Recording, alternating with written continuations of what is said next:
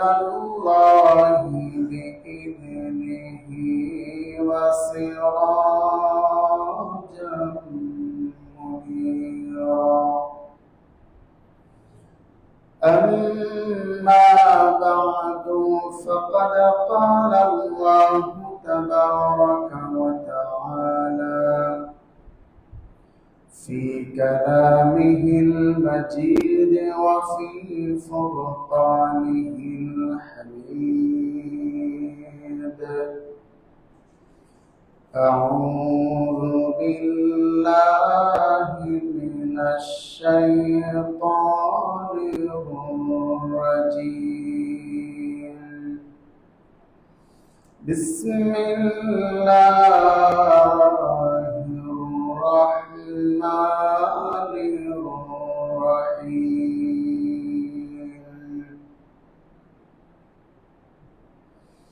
قد أفلح المؤمنون الذين هم في صلاتهم خاشعون والذين هم عن اللغو معرضون. وقال تعالى: أفحسبتم أنما خلقناكم عبثا وأنكم إلينا لا ترجعون. آمنت بالله. صدق الله مولانا العلي العظيم. وعن أبي هريرة رضي الله تعالى عنه قال: قال رسول الله صلى الله عليه وسلم: من حسن إسلام المرء تركه ما لا يعنيه. رواه الترمذي. وصدق رسوله النبي الكريم. ونحن على ذلك لمن الشاهدين والشاكرين. والحمد لله رب العالمين.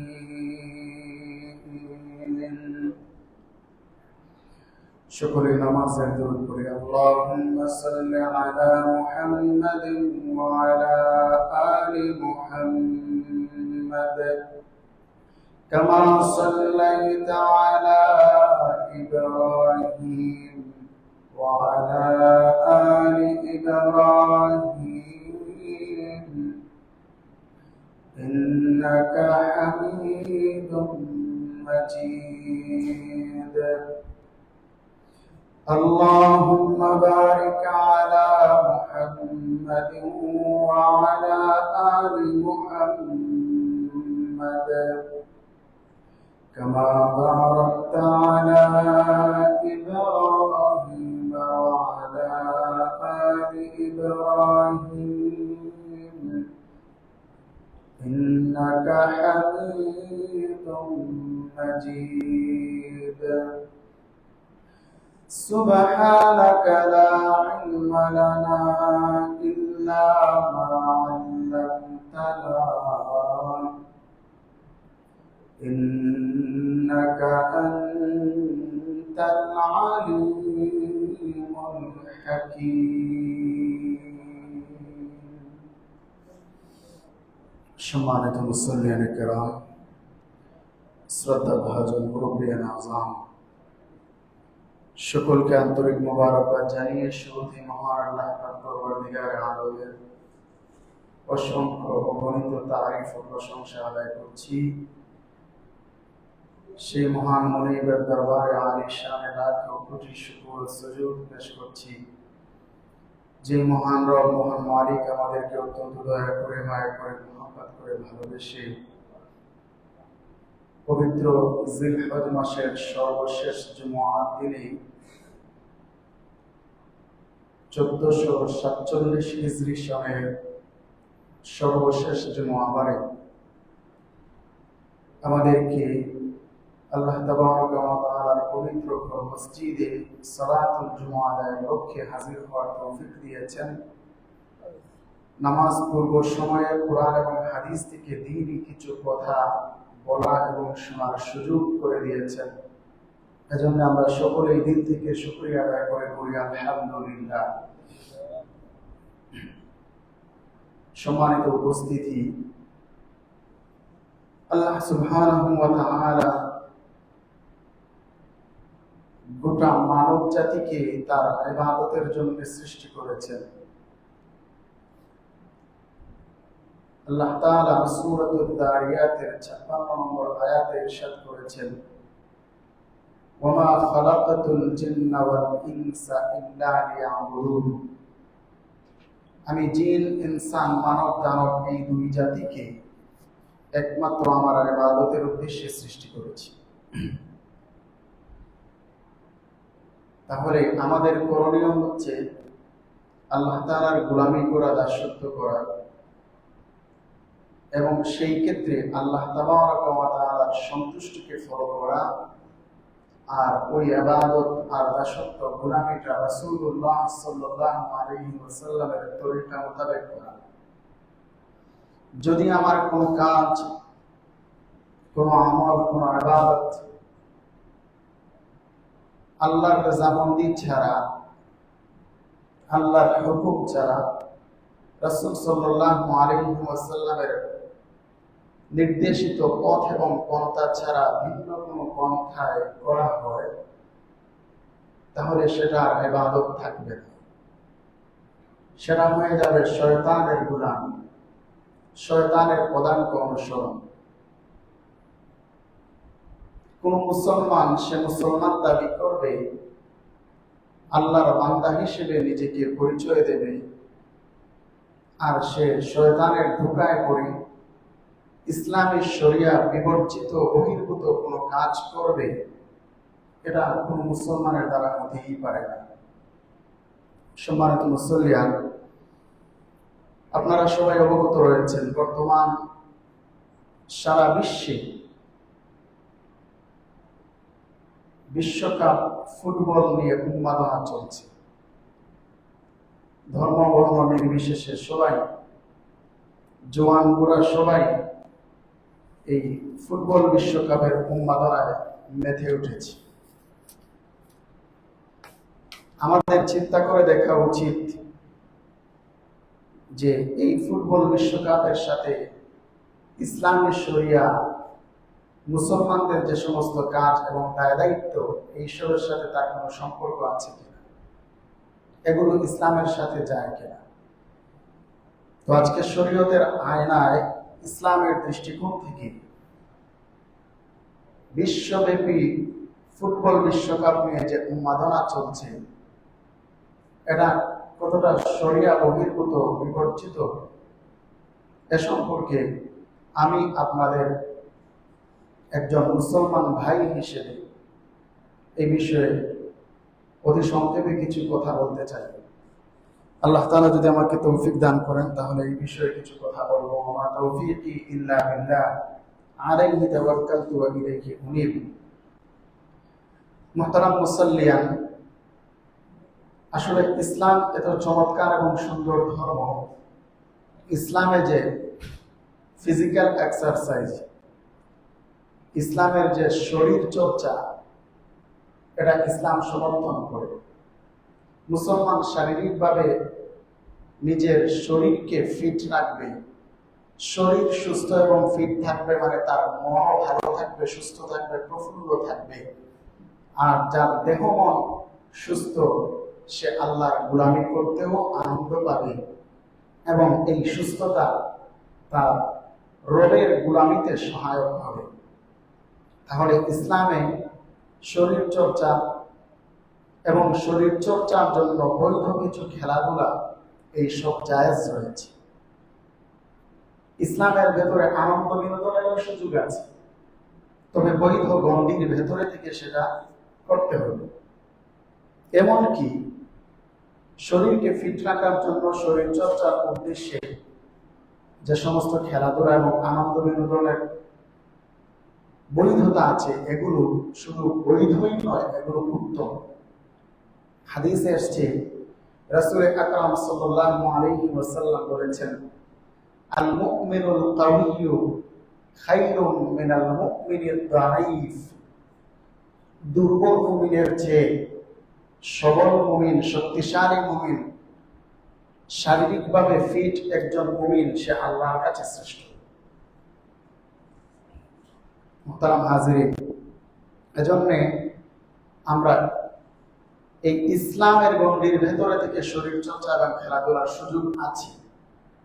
কিন্তু বর্তমান যে বিশ্বকাপ ফুটবল শুরু হয়েছে, যেটা ইতোমধ্যেই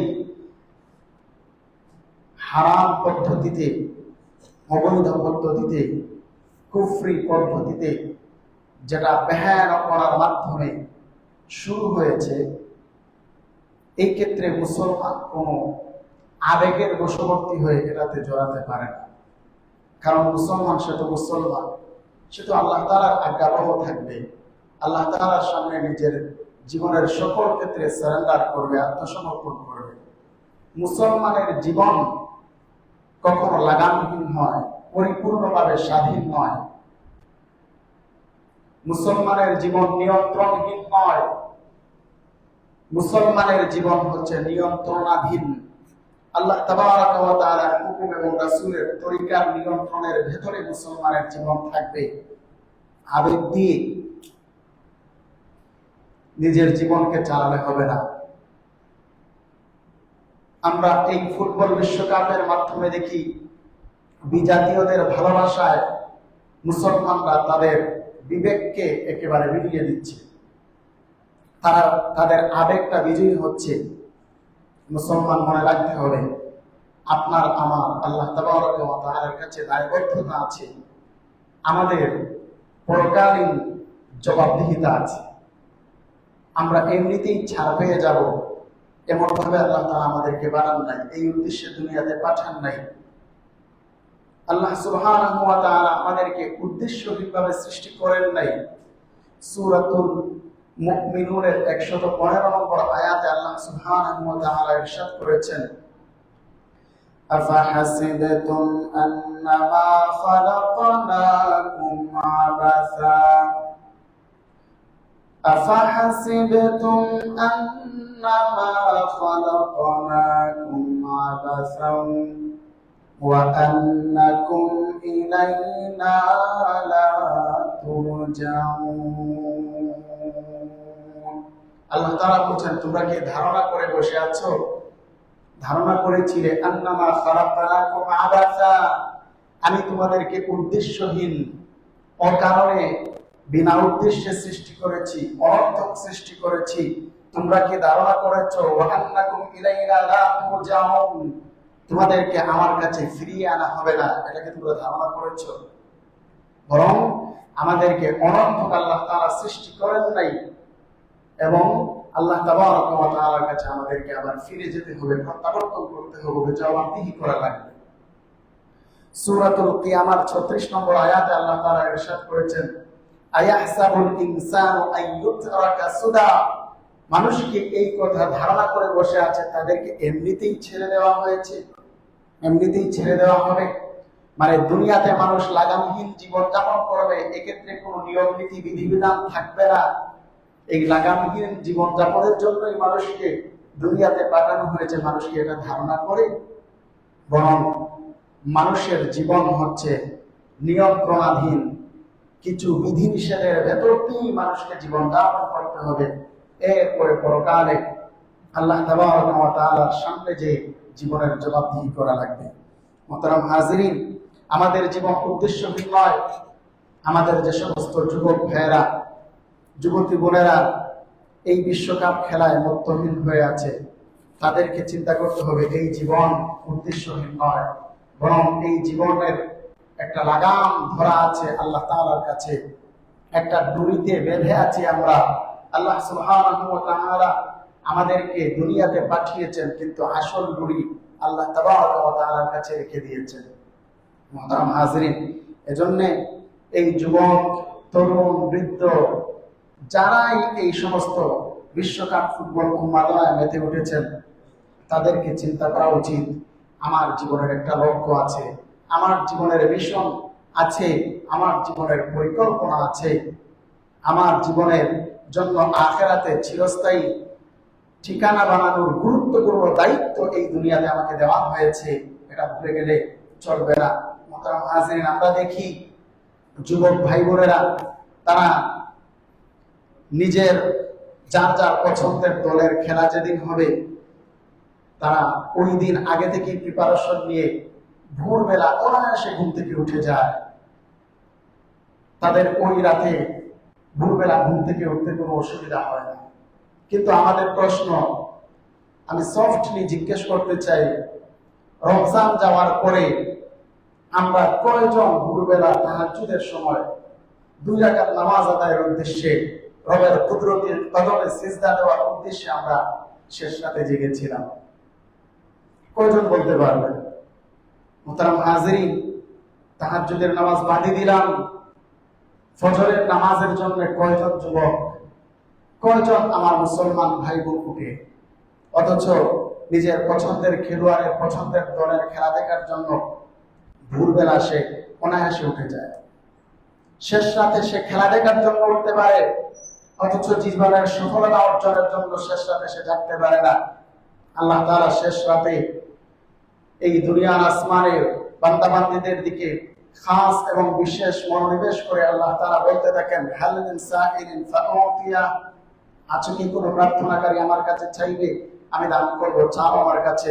হাল মিন মুস্তাগফিরিন ফাগফিরা, আছে কি কোনো ক্ষমা প্রার্থনাকারী, গুনাহে জর্জরিত জীবন, তুমি গুনাহের সেই অন্ধকার জগৎ থেকে ফিরে আসতে চাও, তওবার মাধ্যমে আমার কাছে ক্ষমা চাও, আমি ক্ষমা করে দিতে প্রস্তুত। আল্লাহ তাআলা ঘোষণা করেন, হাল মিন দাইন ফাআস্তাজিবা, আছে কি কেউ আমার কাছে দোয়া করবে, তোমরা দোয়া করতে দেরি হবে, আমি তোমাদের দোয়ায়, তোমাদের ডাকে সাড়া দিতে দেরি করব না। মুহতারাম হাজিরিনে কেরাম, তাহলে তাহাজ্জুদের নামাজের সময় আল্লাহ তাআলা এভাবে ডাকেন, তাহাজ্জুদের জন্য প্রয়োজন উঠলাম, কিন্তু ভোরবেলা খেলা দেখার জন্য ঠিকই উঠতে পারছি। তাহাজ্জুদের নামাজ দূরকে বা ফজরের নামাজের জন্য প্রয়োজন উঠে। একটা তুলনা করে দেখুন তো, আমরা অধিকাংশ ভাই বোনেরা এই অজুহাত দাঁড় করা যে আমার রাত্রিবেলা ঘুম ফুলফিল হয় না, পরিপূর্ণ হয় না, আমি শেষ রাতে ঘুমের বিভুরতায় জাগতে পারি না, অথচ খেলা দেখার জন্য আপনি ঠিকই ভোর 3টায়, 3:30টায়, 4টায় জেগে যান, জেগে ওঠেন। এর মানে বোঝা গেল, আপনি একটু তফাৎ করুন যে আমার খেলার প্রতি একটা টান আছে, কিন্তু আল্লাহর সান্নিধ্যে আমি দাঁড়াবো, এই টানটা আমার মনের ভেতরে নাই। অনেকেই যারা বিভিন্ন ফ্লাইটে, ডোমেস্টিক ফ্লাইট হোক, ইন্টারন্যাশনাল ফ্লাইট হোক, যাওয়া আসা করেন, ভোর 6টা 5টা যখন ফ্লাইট থাকে, তিনি ঠিকই ওই ফ্লাইটের আগে আগে তিনি ঘুম থেকে উঠে প্রিপারেশন দিয়ে তিনি এয়ারপোর্টে পৌঁছে যান। কিন্তু ওই মানুষটাই স্বাভাবিক জীবনযাপনে অন্যদিন দেখা যায় ফজরের সময় উঠতে পারেন না। অজুহাত কি? ঘুমের অজুহাত।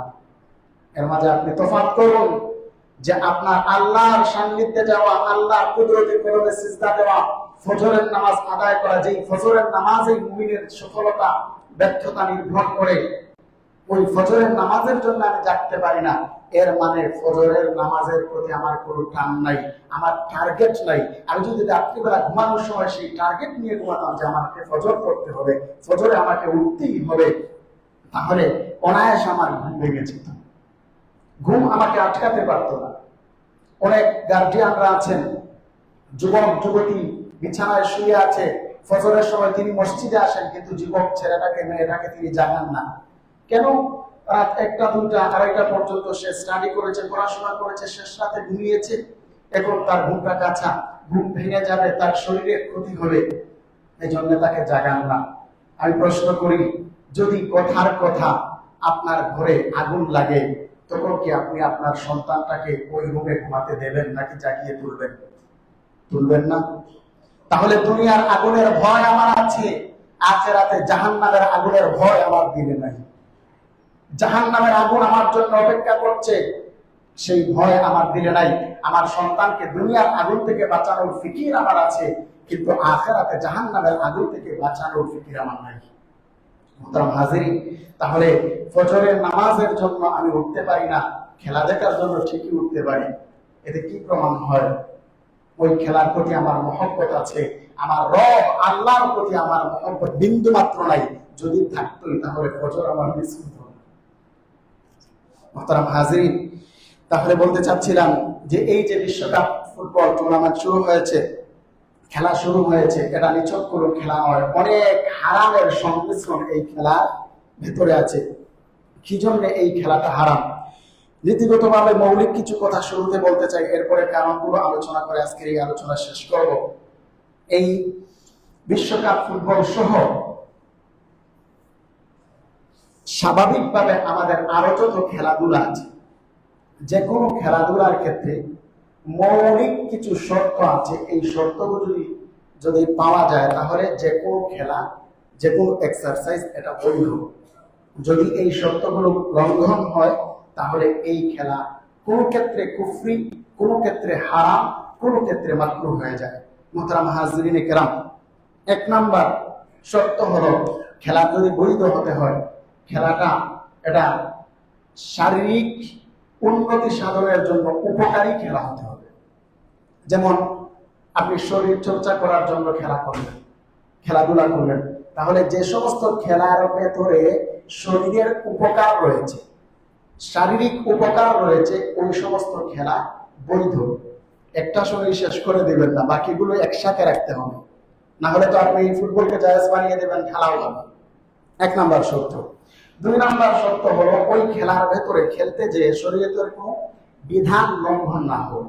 উদাহরণস্বরূপ, যদি খেলতে যে আল্লাহ তাবারক ওয়া তাআলার ইবাদতের ক্ষেত্রে বিঘ্ন সৃষ্টি হয়, ইবাদত বাধাগ্রস্ত হয়, তাহলে ওই খেলা বৈধ থাকবে না। যেমন আপনি খেলতে গেলেন বিকালবেলা, ওই খেলার মাঠে থাকা অবস্থায় আপনার আসর মিস হয়ে গেল, আসরের নামাজ পড়ে খেলতে গেলেন, দেখা গেল একেবারে সন্ধ্যা গড়িয়ে মাগরিব মিস হয়ে গেল, আপনার নামাজ মিস হয়ে যাচ্ছে, আল্লাহর বিধান লঙ্ঘন হচ্ছে। তাহলে পারিপার্শ্বিক কারণে আল্লাহর বিধান লঙ্ঘন হওয়ার কারণে খেলাটা নাজায়েজ হবে। উদাহরণস্বরূপ, শরীয়তের বিধান লঙ্ঘন হওয়ার আরেকটা উদাহরণ, যে খেলার ভেতরে কোনো গুনাহ হবে না। যেমন সতর ঢেকে রাখা, এটা ফরজ, এই সতর যদি খুলে যায় তাহলে এই খেলাটা ওই কারণে হারাম হয়ে যাবে। তিন নাম্বার আর একটা উদাহরণ, শরীয়ত কর্তৃক নিষিদ্ধ কোনো খেলা হবে না। যেমন শরীয়তে নির্ধারিত কিছু কিছু খেলাকে একেবারে নিষেধ করে দিয়েছে, এর মধ্যে থেকে একটি হচ্ছে জুয়া। জুয়া খেলা এটা হারাম, পারিপার্শ্বিক কোনো কারণে নয়, মূল খেলাটাই হারাম, পন্থাটাই হারাম। তাহলে এক নাম্বার শর্ত, এটা শারীরিক উপকার এবং উন্নতি সাধনের মাধ্যম হতে হবে, তাহলে বৈধ। দুই নাম্বার শর্ত, শরীয়তের বিধান লঙ্ঘন না হওয়া। তিন নাম্বার শর্ত হলো এই খেলার ভেতরে অর্থের অপচয় এবং দুনিয়াবি কোনো ক্ষতি না হওয়া। অর্থের অপচয় এবং দুনিয়াবি ক্ষতি না হওয়া। যদি অর্থের অপচয় হয়, আমার দুনিয়ার ক্ষতি হয়। যেমন আমি একজন ব্যবসায়ী, দেখা গেল আমি আমার ব্যবসা বাণিজ্য সবকিছু বন্ধ করে আমি খেলার মাঠে চলে গেলাম, ব্যবসার ক্ষতি হচ্ছে। আমি একজন কৃষিজীবী, আমার কৃষিকাজ, ক্ষেত খামারের সমস্ত কাজ বন্ধ করে খেলায় মত্ত হয়ে টাইমটা নষ্ট করে দিলাম। আমি একজন চাকুরিজীবী, আমার ডিউটির টাইমে আমি ঘাটতি করলাম, আমি ত্রুটি করলাম, তাহলে এই সমস্ত পারিপার্শ্বিক কারণে, আর্থিক ক্ষতির কারণে, দুনিয়াবি ক্ষতির কারণে সেই খেলাটার মধ্যে অবৈধতা চলে আসে। মুহতারাম হাজরিন কেরাম, এবার আসুন এই আমাদের বিশ্বকাপ ফুটবল, এটা কেন নাজায়েজ? এই খেলা যারা খেলে এবং যারা তার সমর্থন করে, দূর থেকে মহব্বত এবং ভালোবাসা প্রদর্শন করে, আমি আমার বিশেষ করে আমার মহব্বতের যুবক ভাইদেরকে আমি লক্ষ্য করে এই মেসেজগুলো দিতে চাই। আপনাদের একজন দ্বীনী ভাই হিসেবে, একজন মুসলমান ভাই হিসেবে, দেখুন কয়েকটি কারণে এই ফুটবল বিশ্বকাপ হারাম এবং নাজায়েজ। তার এক নাম্বার হচ্ছে দ্বীনী এবং ধর্মীয় দায়িত্ব পালনে বাধার সৃষ্টি হয়। যেমন যেটা বললাম যে আমার খেলার কারণে যদি ইবাদত বন্দেগীতে বিঘ্নতা আসে, দেখুন আপনি খেলতে গেলেন অথবা খেলা দেখার জন্য, বিশ্বকাপ ফুটবল খেলা দেখতে যে দেখা যায় নামাজ কাজা করে দিচ্ছেন, কেউ কেউ নামাজ তো পড়ছেন, নামাজে দাঁড়িয়েছেন, কিন্তু দায়সারা ভাবে অমনোযোগী অবস্থায় নামাজটা শেষ করে খুশুখুশুহীন ভাবে নামাজটা শেষ করে চলে এসেছেন। নামাজের ভেতরে দেহ ছিল, মন ছিল না, মনে শুধু খেলা খেলা। মোহতারাম হাজিরিন, তাহলে এই হচ্ছে শরীয়তের বিধান লঙ্ঘনের সুরত।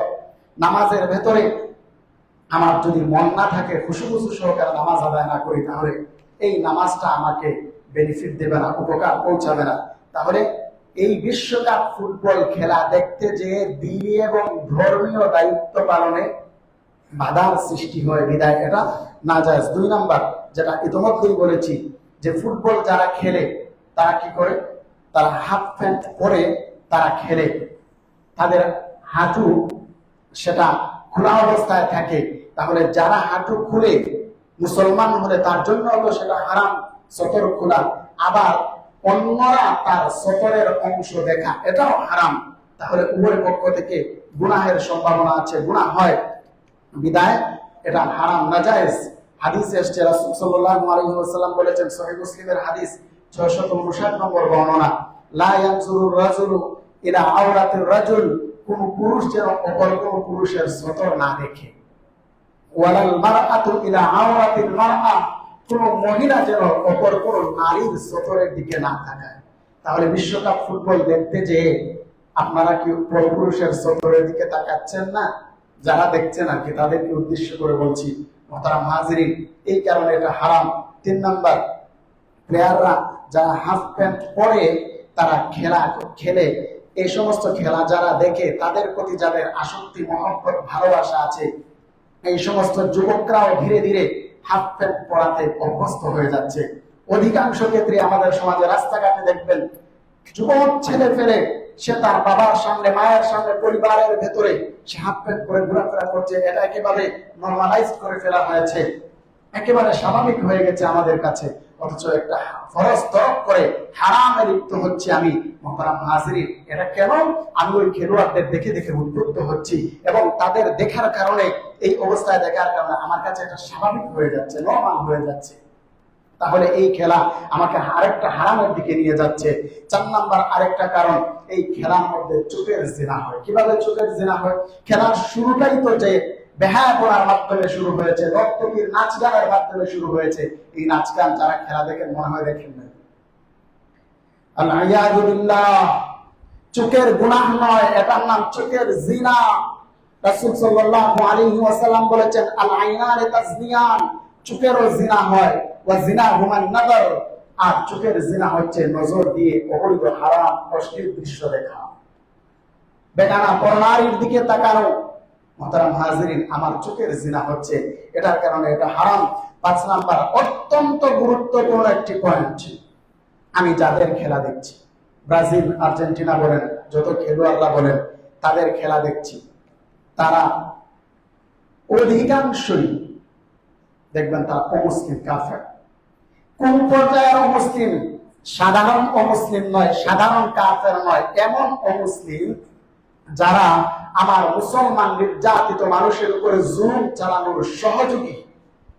মোহতারাম হাজিরিন, ইসলামের একটা বিধান আছে, আমরা অনেক কিছু নিয়ে জানাশোনা আছে, আলোচনা হয়, আমার ইমানের আলোচনা খুব কম হয়।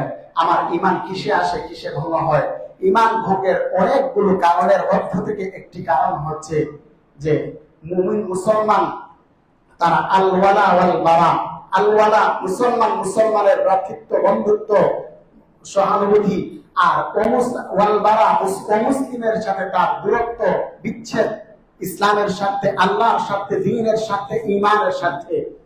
এই ক্ষেত্রে বিঘ্নতা ঘটছে যে আমার মুসলমান ভাই ফিলিস্তিন এবং গাজার মুসলমানদের উপরে যারা নির্বিচারে বছরের পর বছর, যুগের পর যুগ জুলুম চালাচ্ছে, সেই ইসরায়েলের সহযোগী ওই ব্রাজিল, আর্জেন্টিনার অধিকাংশ খেলোয়াড়রা তাদের অর্থের উল্লেখযোগ্য বড় একটা অ্যামাউন্ট দ্বারা মুসলমান নিধনের সহযোগিতা করে অমুসলিম ইসরায়েলি, ইহুদিদেরকে, খ্রিস্টানদেরকে, এ সমস্ত খেলোয়াড়দেরকে আমি সাপোর্ট করছি। তাদের সাথে আমার দূরত্ব থাকার প্রয়োজন ছিল, তাদের সাথে আমার ঈমানের সাথে শত্রুতা থাকার প্রয়োজন ছিল। মুহতারাম হাজিরিন, আল হুব্বু ফিল্লাহ ওয়াল বুগযু ফিল্লাহ মিনাল ঈমান। রাসূল সাল্লাল্লাহু আলাইহি ওয়াসাল্লাম বলেছেন, মান আহাব্বা লিল্লাহ ওয়া আবগাদা লিল্লাহ ওয়া আ'তা লিল্লাহ ওয়া মানা'a লিল্লাহ ফাকাদ ইসতাকমালাল ঈমান। যে কাউকে ভালোবাসে আল্লাহর জন্য, কারোর সাথে বিদ্বেষ পোষণ করে দূরত্ব সৃষ্টি করে আল্লাহর জন্য, যে কাউকে দান করে আল্লাহর জন্য, কাউকে দান করা থেকে সহযোগিতা করা থেকে বিরত থাকে আল্লাহর জন্য, ফাকাদ ইসতাকমালাল ঈমান, সে তার ঈমানকে পূর্ণাঙ্গ করে নিল। মুহতারাম হাজিরিন, তাহলে অমুসলিমদের সাথে আমাদের দূরত্ব থাকবে, তাদের সাথে আমাদের সুসম্পর্ক, আন্তরিক মহব্বতের সম্পর্ক থাকবে না। এটাই হচ্ছে ঈমানের বিষয়। আমার এই ঈমানের বিষয় আল ওয়ালা ওয়াল বারা বিঘ্নিত হচ্ছে, এটার মধ্যে আমরা কোনো চিন্তাই করছিলাম। মুহতারাম হাজিরিন কিরাম, আল্লাহ সুবহানাহু ওয়া তাআলা সূরাতুল মায়েদার 51 নম্বর আয়াতে বলেছেন, ইয়া আইয়ুহাল্লাযীনা আমানু লা তাত্তাখিযুল ইয়াহুদা ওয়ান নাসারা আউলিয়া বা'দুহুম আউলিয়াউ বা'দ ওয়া মান ইয়াতাওয়াল্লাহুম মিনকুম ফাইন্নাহু মিনহুম। আল্লাহ সুবহানাহু ওয়া তাআলা বলেন, হে মুমিনগণ, লা তাত্তাখিযুল ইয়াহুদা ওয়ান নাসারা আউলিয়া, তোমরা ইহুদ নাসারাদেরকে তোমাদের বন্ধু বানাও না। বা'দুহুম আউলিয়াউ বা'দ, তারা পরস্পরের বন্ধু। ওয়া মান ইয়াতাওয়াল্লাহুম মিনকুম, তোমাদের মধ্য থেকে যে কেউ তাদের সাথে বন্ধুত্ব করবে, সেটা সরাসরি বন্ধুত্ব হোক, মৌনতার মাধ্যমে বন্ধুত্ব হোক, যে কোনো ভাবে মহব্বত প্রদর্শনের মাধ্যমে বন্ধুত্ব হোক, ফাইন্নাহু মিনহুম, সে তাদের অন্তর্ভুক্ত বলে গণ্য হবে। মুহতারাম হাজিরিন, নবীজির হাদিস, আল বারউ মা মান আহাব্বা, যে যাকে মহব্বত করবে, যে যাকে সাপোর্ট করবে, যে যার সহযোগী হবে, সে তার সাথে হাসর নসর তার হবে, পরকালে সে তার সঙ্গে থাকবে। মুহতারাম হাজিরিন, আজকে যারা আমার মুসলমানদেরকে ধ্বংস করার জন্য কাজ করে, আমি তাদের সাপোর্ট করছি। মুহতারাম হাজিরিন, এটা মুসলমানের কাজ হতে পারে না। এবার আসুন, আল্লাহ সুবহানাহু ওয়া তাআলা আমাদেরকে এই দুনিয়াতে সৃষ্টি করেছেন। আমি বলেছি অযথাই অনর্থক সৃষ্টি করেন নাই। আমার মুসলমানের ভাই, একজন মুসলমান নির্যাতিত হলে আরেকজন মুসলমান পাশে দাঁড়াবে। ইন্নামাল মুমিনুনা ইখওয়া, ইন্নামাল মুমিনুনা ইখওয়া, মুসলমান মুমিনরা পরস্পর ভাই ভাই। আল্লাহ সুবহানাহু ওয়া তাআলা বলেছেন, ওয়াল মুমিনুনা ওয়াল মুমিনাতু বা'দুহুম আউলিয়াউ বা'দ, মুমিন পুরুষ এবং মুমিন নারীরা পরস্পরের ভাই এবং বোন। মুহতারাম হাজিরিন, আল্লাহ সুবহানাহু ওয়া তাআলা বলেছেন, আমরা যদি বন্ধু বানাই কাকে বানাবো? ইন্নামা ওয়ালিয়্যুকুমুল্লাহু ওয়া রাসূলুহু, মুসলমানের বন্ধু, মুমিনের বন্ধু আল্লাহ এবং তার রাসূল। ওয়াল্লাযীনা আমানু, এবং মুমিনরা মুমিনের পরস্পরের বন্ধু। রাসূল সাল্লাল্লাহু আলাইহি ওয়াসাল্লামের হাদিস, আল মুসলিমুনা কারাজুলিন ওয়াহিদ, মুসলমানরা এক ব্যক্তির ন্যায়, ওয়াফি রিওয়ায়া কাজাসাদিন ওয়াহিদ, এক দেহের ন্যায়। ইনিশতাকা আইনুহু ইশতাকা কুল্লুহু, ইনিশতাকা রাসুহু ইশতাকা কুল্লুহু। যদি চোখ ব্যতীত হয় সারা অঙ্গে ব্যথা অনুভব হয়, মাথায় আঘাত লাগলে সারা অঙ্গে সেই আঘাত অনুভূত হয়। মুসলমান তো মুসলমানের আঘাতে জর্জরিত হবে, মুসলমানের সহযোগিতায় এগিয়ে যাবে। কোন জালিম জুলুম চালাবে মুসলমানের উপরে, আর ওই জালিমের সঙ্গে আমি হব, অথবা জালিমের সঙ্গে এবং সহযোগী যারা তাদেরকে মহব্বত করবে, এটা মুসলমানের আচরণ হতে পারে না। মুহতারাম হাজিরিন, এবার আসুন, আর বিভিন্ন কারণে এই খেলাটা নাজায়েজ কেন? আমরা অনেকেই মহব্বত করে দেখি যে যার যার সাপোর্ট যেই দলের পক্ষে থাকে, ওই দলের পতাকা বাসার ছাদের উপরে টানায়, ওই দলের খেলোয়াড়ের জার্সি গায়েতে জড়ায়। মাসুম ছোট ছোট নিষ্পাপ বাচ্চাদেরকেও এভাবে তারা অভ্যস্ত করে তোলে। তার দলের সাপোর্টের দলের সেই খেলোয়াড়ের জার্সি বাচ্চাটাকে পড়াচ্ছে, কি শিখাচ্ছে আমরা মুসলমান? মুহতারাম হাজিরিন, এটা মুসলমানের কাজ হতে পারে না। এটা রাষ্ট্রীয় ভাবেও, আমাদের সাংবিধানিক ভাবেও নিষিদ্ধ। ভিন্ন দেশের পতাকা আমার দেশে উঠতে পারে না, এটা কখনোই মুসলমান করতে পারে না। আরেকটা কারণ, এই খেলার মধ্যে যৌবন এবং টাকা পয়সা, আমাদের আল্লাহ তাবারাকা ওয়া তাআলার কাছে যে হিসাব নিকাশ দিতে হবে, এই হিসাব নিকাশের দ্বারাই আমরা করি। এখানে কি হয়? এই খেলার মধ্যে অবৈধ অবলীলায় যৌনাচার হয়, পতিতাবৃত্তি হয়। যারা খবর নেন তারা জানেন।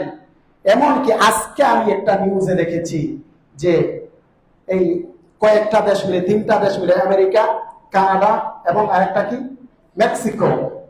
মাশাআল্লাহ, আমাদের বাচ্চারা এই দেশগুলোর নাম জানে, ঠিক আছে, জেনারেল নলেজ জানা থাকা ভালো, বাকি এগুলোর প্রতি আসক্তি ভালো নয়। এই মেক্সিকোতে, কানাডাতে ফ্রিতে কন্ডম দেওয়া হচ্ছে, নাউযুবিল্লাহি মিন যালিক। এই পতিতাবৃত্তিকে সহজ করে দেওয়া হচ্ছে, অবৈধভাবে অবৈধ পথে সেই টাকা পয়সা খরচ করা হচ্ছে।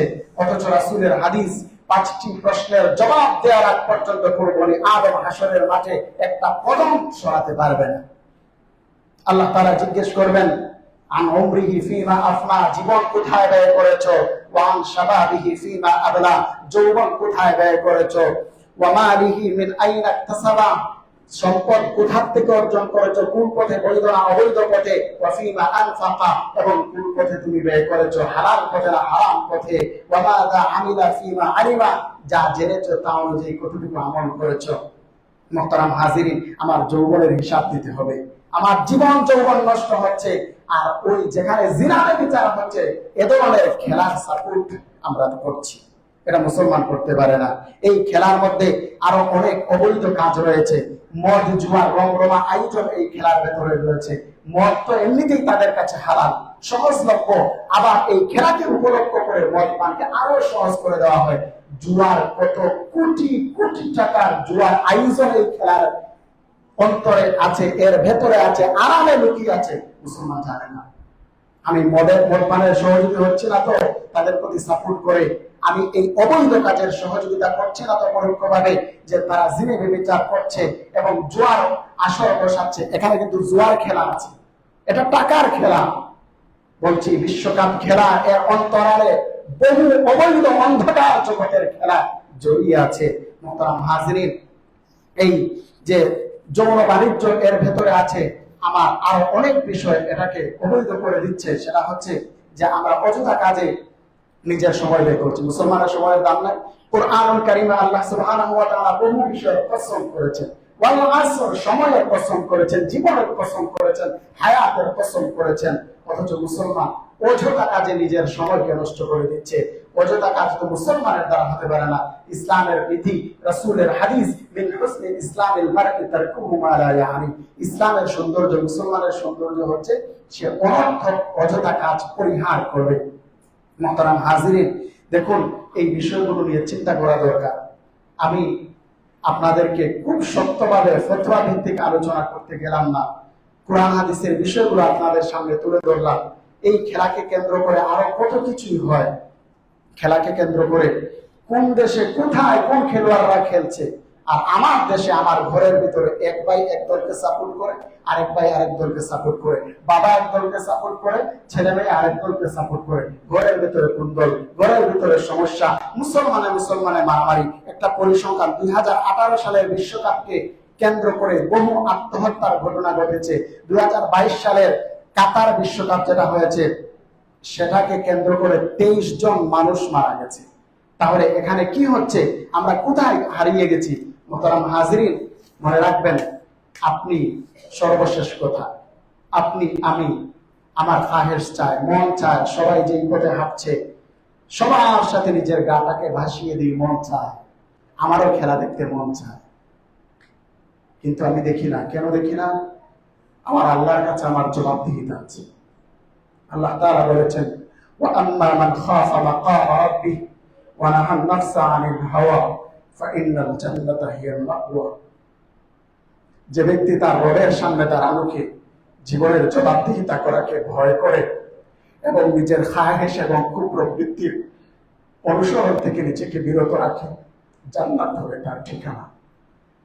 আর যদি আমি সীমা লঙ্ঘন করি, আল্লাহর হুকুমকে লঙ্ঘন করে নিজের মুসলমানিত্ব, ঈমান, আমল, আখলাক ভুলে গিয়ে নিজের গা ভাসিয়ে দিয়ে এই খেলায় বক্ত হয়ে অবৈধ কাজে জড়িয়ে পড়ে, তাহলে আমার ঠিকানা হবে জাহান্নাম।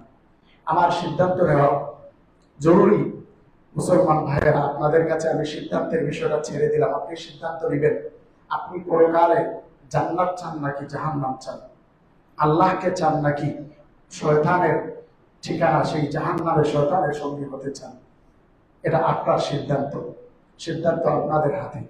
এই খেলা অনেক বিষয়ের সমন্বয়ের কারণে যারা খেলছে তাদের জন্য এটা উচিত নয়। যারা আমরা দূর থেকে খেলা দেখছি, আমাদের জন্য এটা কোনো ক্ষেত্রে কুফরি হয়, কোনো ক্ষেত্রে এটা হারাম, অবৈধ, কোনো ক্ষেত্রে এটা ফাসিকি, এটা মাকরুহ। এটাতে আমরা জড়াতে পারি না। আল্লাহ তাআলা আমার এই মুসলিম উম্মাহকে হেফাজত করুন, আমিন। ওয়া আখিরু